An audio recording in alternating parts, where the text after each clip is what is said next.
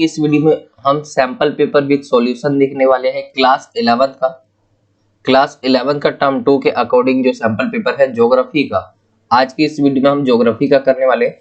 इससे पहले हमने ऑल सब्जेक्ट के जो है सैंपल पेपर करवा दिए, साथ ही जो है हमने प्रैक्टिस पेपर जो है 2 भी करवा दिया है। एक आपका प्रैक्टिस पेपर 1 आया था और हमने खुद बना के प्रैक्टिस पेपर 2 जो है पॉलिटिकल साइंस और हिस्ट्री का करवा दिया है। बाकी इंग्लिश हो गया, आपका हिंदी हो गया, सभी का 2-2, 3-3 प्रैक्टिस पेपर आपको करवा देंगे। आज की इस वीडियो में हम ज्योग्राफी का जो है 1 कर रहे हैं, ठीक है। आज की इस वीडियो में हम ज्योग्राफी का 1 कर रहे हैं। अभ्यास प्रश्न पत्र हल सहित होने वाला है और ये आपका प्रैक्टिस पेपर ही सैंपल पेपर होता है। पेपर में आपका कैसा जो पैटर्न रहेगा वो ये बताता है। टाइम 2 घंटे का होगा और ये जो है यहाँ पे जो ज्योग्राफी का नंबर है वो 35 होता है, ठीक है। 35 अंक का ये आपका पेपर होगा। आगे आते हैं तो आगे यहाँ पे कुछ जर्नल इंस्ट्रक्शंस दिए हुए हैं, जिसमें यह प्रश्न पत्र जो है 5 खंडों में विभाजित है। Section A B C D, ठीक है, ई सभी प्रश्न अनिवार्य है। सेक्शन जो पहला होगा उसमें 1 से 3 तक जो है प्रश्न है और कोई 3 प्रश्न करना है, ठीक है। 1 से 3 तक प्रश्न है, अथवा भी होगा इसी के अंदर, इसीलिए बोल रहा है कोई 3 प्रश्न करने हैं। चौथा स्रोत आधारित प्रश्न है। 5वां और छठा जो है लघु उत्तरीय प्रश्न है। 7 से 9 दीर्घ उत्तरीय प्रश्न है और 10वां आपका जो है मानचित्र पर आधारित प्रश्न होगा।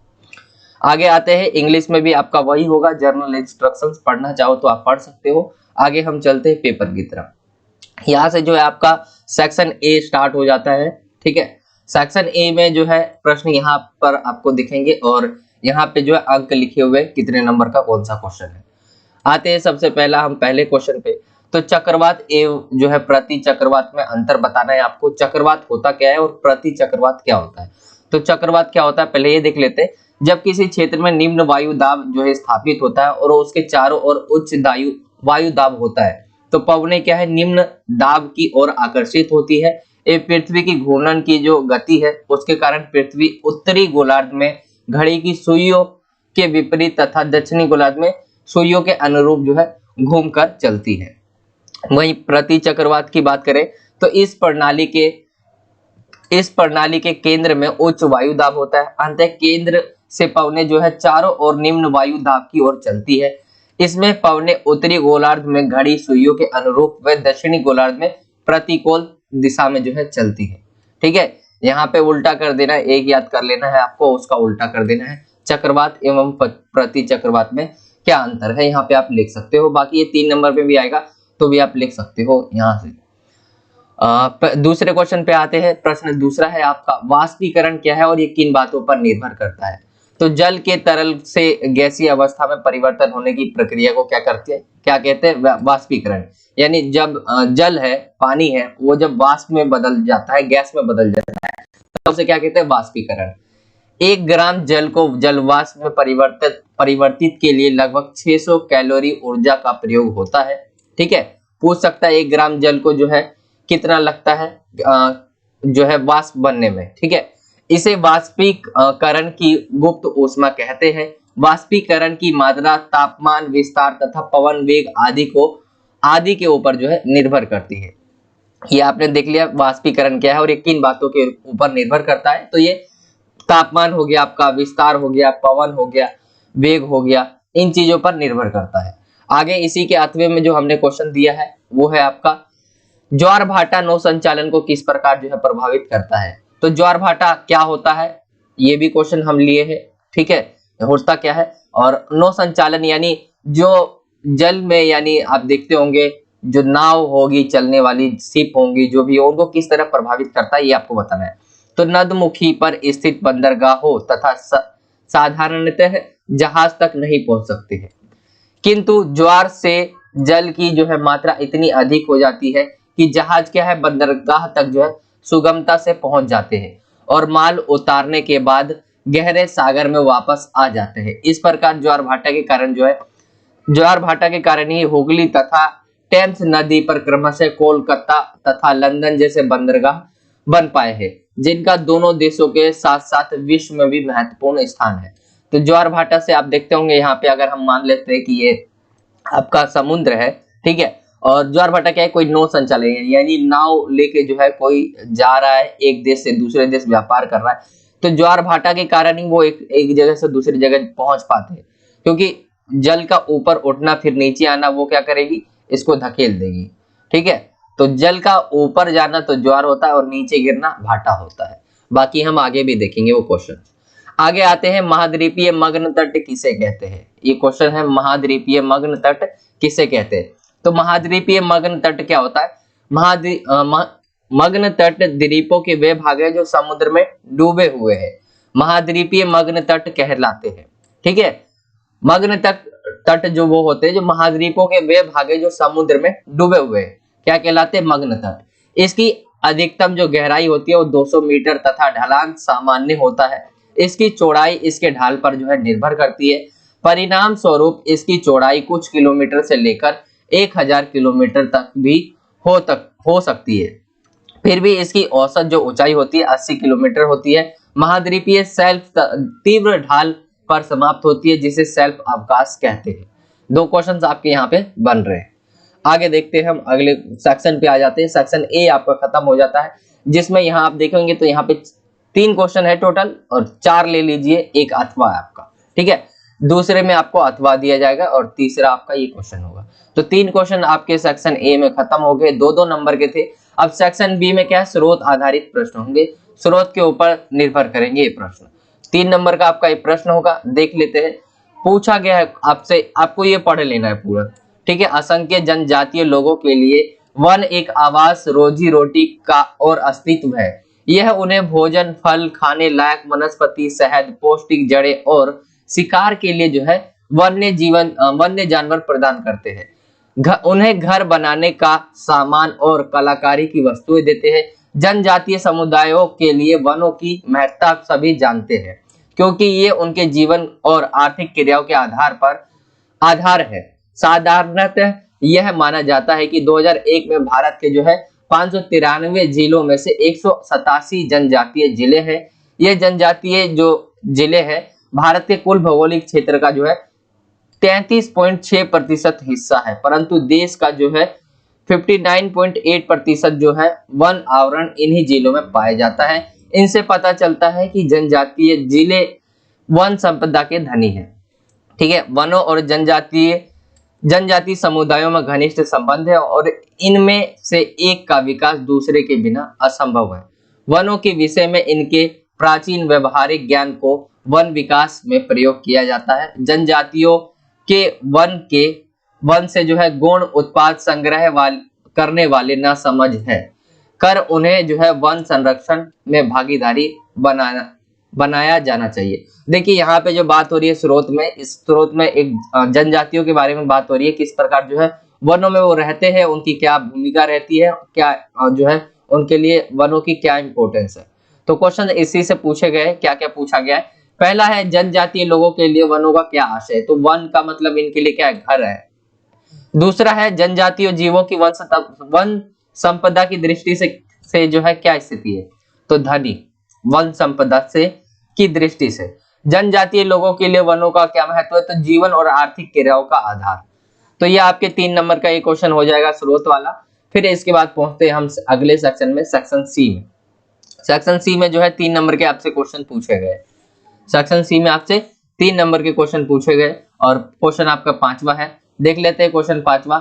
जैव विविधता को तीन स्तरों पे जो है बांटा जा सकता है, तो जैव विविधता को 3 स्तरों पे, कौन से 3 स्तरों पे जो है बांटा जा सकता है, पूछा गया है। तो जैव विविधता को निम्नलिखित 3 स्तरों पे बांटा जा सकता है। एक आनुवांशिक विविधता होता है, एक प्रजातीय विविधता होता है, एक पारितंत्रीय विविधता होता है। आनुवांशिक विविधता में क्या होता है, जैव विविधता में किसी प्रजाति के जीवों का वर्णन किया जाता है। ठीक है, किसी भी प्रजाति हो उसका जीवों का क्या है, वर्णन किया जाता है। जीवन निर्माण के लिए जीन एक मूलभूत इकाई है। किसी प्रजाति में जीव की विविधता ही आनुवांशिक जैव विविधता है। ठीक है, ये आ जाएगा आपका।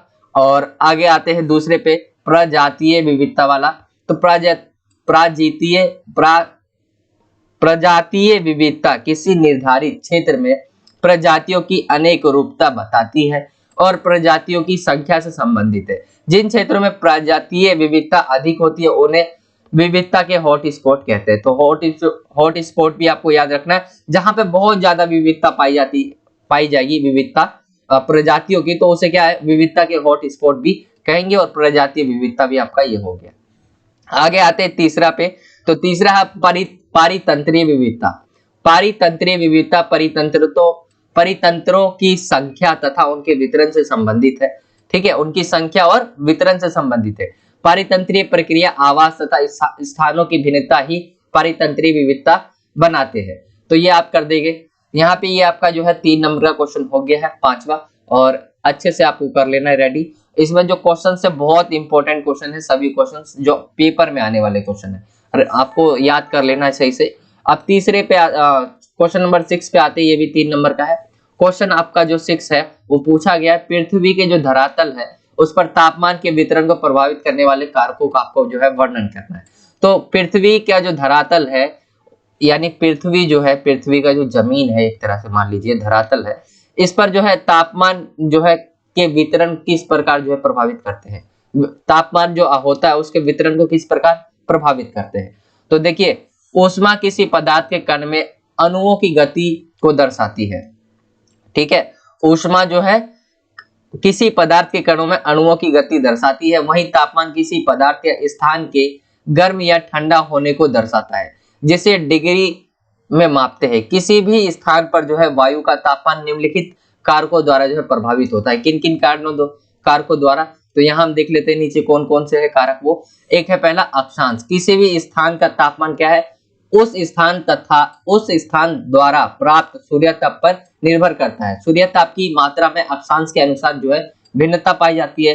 एक हो गया उत्तुंगता या ऊंचाई, वायुमंडल पार्थिव विकिरण के द्वारा नीचे से ऊपर की ओर गर्म होता है। ठीक है, वायुमंडल जो है अगर हम देखेंगे तो रोशनी पड़ेगी हमें सूरज की, तो क्या है, सबसे पहले जो गर्म होगा वो नीचे वाला भाग होगा, ऊपर वाला नहीं होता है। रीजन मैं आपको बताऊंगा आगे। तो ऊपर से नीचे से क्या है, ऊपर की ओर होता है गर्म। यही कारण है कि समुद्र मल के पास के स्थानों पर जो है तापमान अधिक तथा ऊंचे भाग में स्थित स्थानों पर तापमान कम होता है। जैसे आप पहाड़ पर्वत को देखोगे तो वहां क्या है कि वहां आपको गर्मी नहीं ठंडी मिलेगी, जबकि सूर्य की रोशनी सबसे पहले उसके पास आती है, फिर भी वहां ठंडी होती है।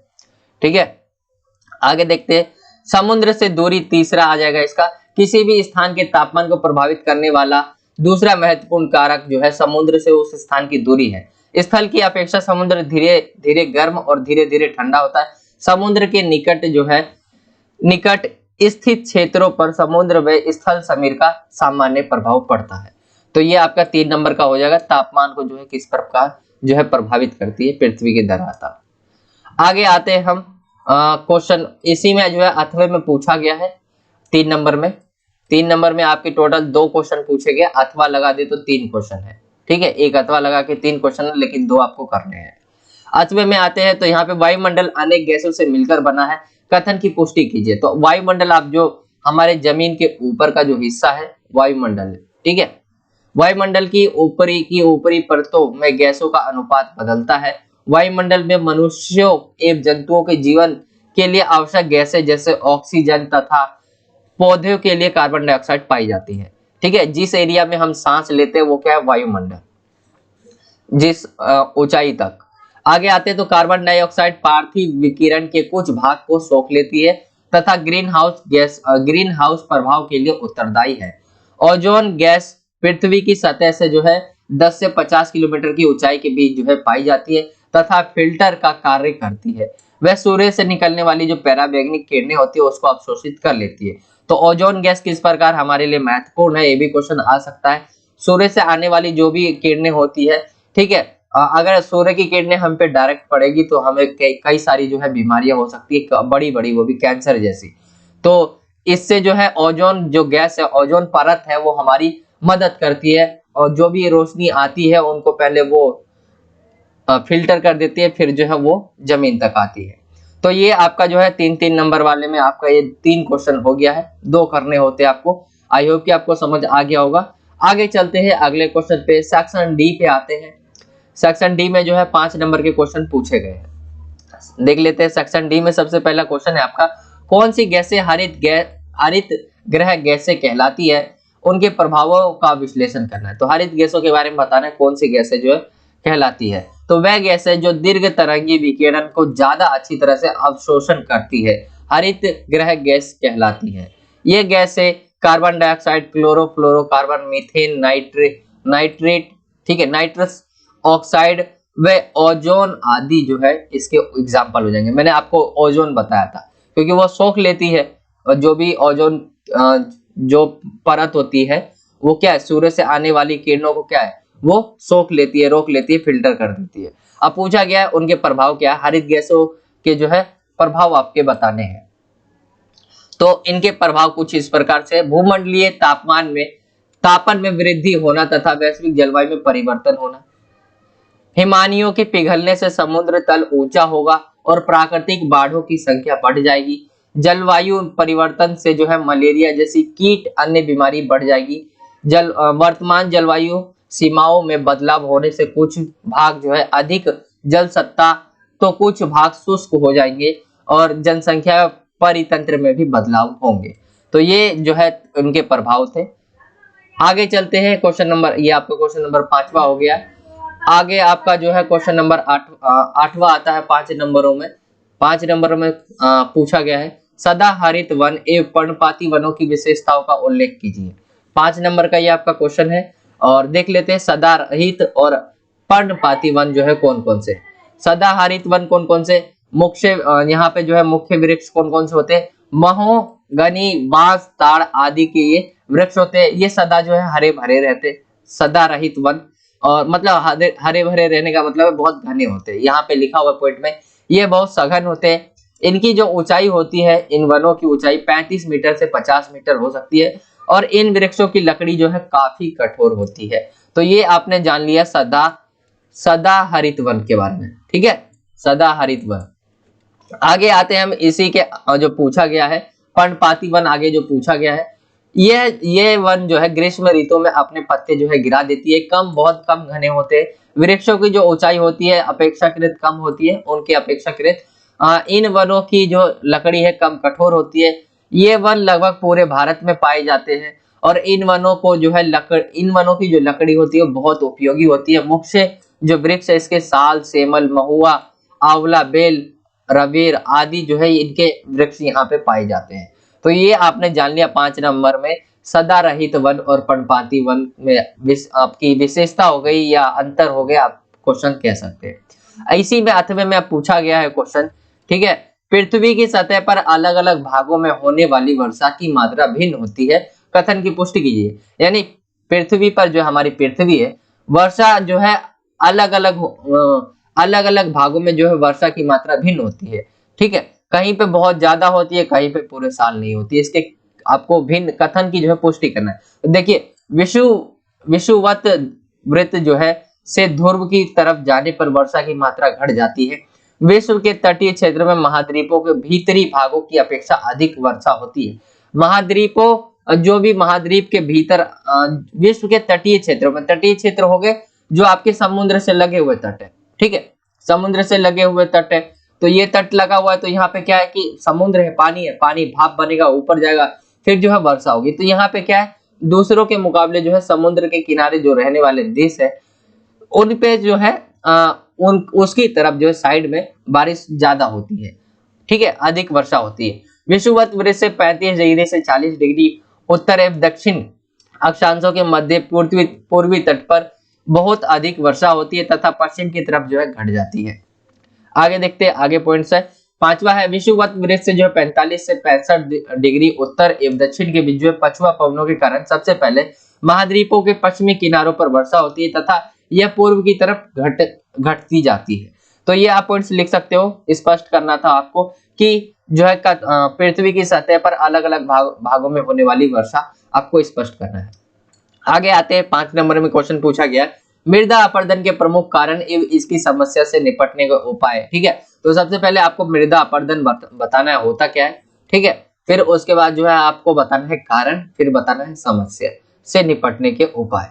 तो सबसे पहले हम वैसे मृदा अपरदन आप बता दोगे, मृदा का विनाश होना ही मृदा अपरदन है, ठीक है। मृदा अपरदन के लिए क्या क्या कारण जो है उत्तरदायी होते हैं, तो वनोन्मूलन, अति सिंचाई, रासायनिक उर्वरकों का अधिक प्रयोग हो गया, मानव द्वारा निर्माण एवं कार्य दोषपूर्ण कृषि पद्धति, अनियंत्रित चराई।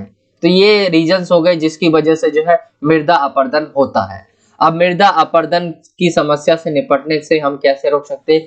मृदा अपरदन रोकने के उपाय क्या है? वृक्षारोपण, ज्यादा से ज्यादा पेड़ लगाएं, समोच्च रेखीय जुताई, अति सिंचाई चराई पर नियंत्रण करें, अति चराई पर नियंत्रण, सीमित सिंचाई करें, रासायनिक उर्वरकों का उचित प्रयोग करें और वैज्ञानिक कृषि पद्धति को अपनाना।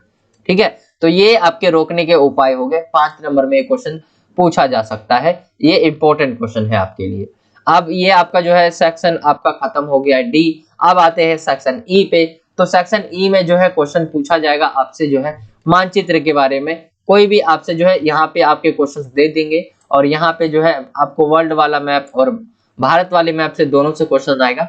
5 नंबर का क्वेश्चन आएगा और आपको फिल करना होगा। मैप मैंने जो ये बनाया है इसमें मैंने आपको जो है पूरा मैप दिखा दिया विश्व का। ठीक है, यहाँ पे मैप में जो क्वेश्चन पूछे जाएंगे कुछ अलग तरह से पूछे जाएंगे, तो वहां पे अलग हो सकता है क्योंकि यहाँ पे जो है 5 क्वेश्चन लिए गए, वहां पे 6 होंगे, 6 में से आपको 5 करने होंगे। और ठीक है, जब पेपर आएगा तो उसमें आपको जो है देखने को मिलेगा और ऐसे ही क्वेश्चन आएंगे, एक पर्वत एक महाद्वीप, ऐसी आपका जो क्वेश्चन आएगा, आपको उसके अंदर फिल करना होगा। तो मैप के लिए मैं जो है वो अलग से प्रैक्टिस करवा दूंगा, उसमें आपको जो है मैप की पूरी जो है तैयारी हो जाएगी। उसके अंदर हर एक चैप्टर वाइज हम जो है मैप भी देख लेंगे। बाकी ये आपका था सैंपल पेपर ज्योग्राफी का। आई होप कि आपको समझ आ गया होगा आपका ज्योग्राफी का पेपर कैसा सैंपल पेपर रहने वाला है। साथ ही ये जो क्वेश्चन लिए गए बहुत इंपॉर्टेंट क्वेश्चन है, इसके अंदर इंपॉर्टेंट के साथ साथ इसके अंदर कई सारी चीजें हैं। ठीक है, एक तो ये इंपॉर्टेंट क्वेश्चन हो गया आपका, दूसरे में जो ये है आपका प्रीवियस ईयर के जो क्वेश्चंस होते हैं उससे जो है निकाले गए क्वेश्चंस है। इसके अंदर आपको जो है चैप्टर वाइज जो इंपॉर्टेंट क्वेश्चन होते हैं आपको वो भी देखने को बहुत मिलेगा आपको। ठीक है, इसके अंदर जो है आपके जो नंबर है, नंबर को अच्छे से डिवाइड किया गया है, किस नंबर के कौन से क्वेश्चन आपके किस नंबर के आएंगे, बहुत सारी चीजें जो है करी गई है ज्योग्राफी के सैंपल पेपर में। आई होप कि आपको समझ आ गया होगा। बहुत मेहनत लगी है सैंपल पेपर को बनाने में, ज्यादा से ज्यादा शेयर करें अपने दोस्तों में। साथ ही अगर आप हमारे चैनल पर नए हो तो चैनल को सब्सक्राइब कर सकते हो। और यही था आज का वीडियो, मिलता हूं आपसे अगली और एक्साइटिंग वीडियो में। जब तक के लिए जय हिंद, जय भारत, वंदे मातरम।